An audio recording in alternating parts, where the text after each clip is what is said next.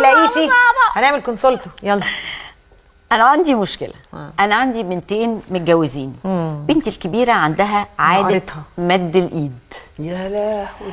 تاخد مني او من ورا باباها، وكنا عارفين قبل ما تتجوز وعاقبناها كتير وقلنا ممكن بعد الجواز تتغير، بس لما اتجوزت اكتشفنا انها لسه بتعمل الموضوع ده تاني، وكمان الوضع زاد معاها.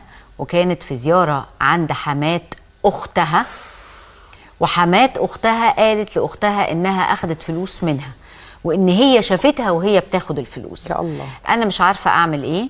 نسايب اختها عرفوا ان هي اللي خدت الفلوس، وده مبلغ كبير ما يتسكتش عليه، بس انا مش عارفه اكلمها ولا اعمل ايه، لانها هتبقى مشكله كبيره، وحماتها وجوزها اكيد هيعرفوا بالمشكله دي، لان حموات بناتي اخوات والموضوع هيوسع. انصحوني. طيب هي عايزه تعالج على فكره.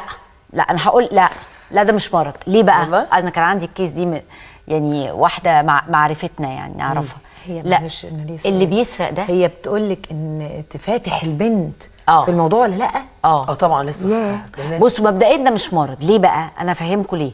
الفرق ما بين المرض وما بين العاده دي. المريض بالسرقه بيسرق كل حاجه. يسرق قلم عجبه، يسرق ولاعه، بتسرق فلوس. بتسرق فلوس بس. هي طول عمرها فلوس بس. فدي مش مريضه بالسرقه. لا بتسرق فلوس بس. فدي مش مريضه بالسرقه. هي عندها بس هي بتسرق من وهي طفله. هي بتسرق مش من وهي طفله، من وهي صغيره. من وهي صغيره.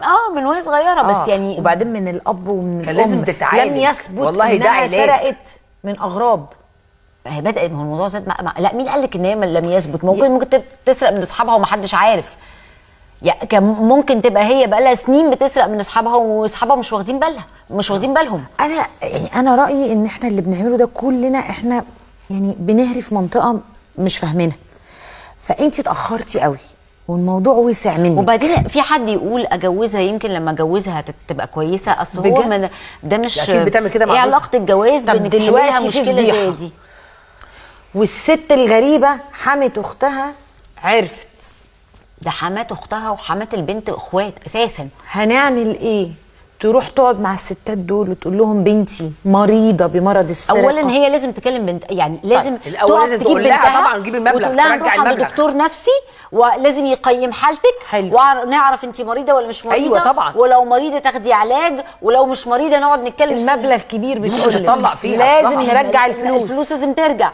وفكره ان مامتك تروح او فكره ان انت كأم يعني تروحي تقعدي مع الحموات التانيين. لو الحما التانيه عرفت، لو قالت لها ممكن تكون ما قالتش لاختها. اخوات الحما دي ممكن ما تقولهاش. يعني عايزه تكون هتروحي لصاحبه المشكله الثانيه فما قالتش. هتروحي لصاحبه المشكله وتعتذري وتقولي انا بنتي مريضه وكنت فاكره انها بقت كويسه وكانت بتعمل كده وهي صغيره وبقى لها سنين ما عملتش كده، وانا قلت دي كانت فتره طفوله وهبل وجنان ومراهقه واندفاع وايا كان الكلام اللي هنقوله. والفلوس اهي بس احنا اكتشفنا ان الموضوع ده رجع لها تاني. واحنا هناخدها نعالجها.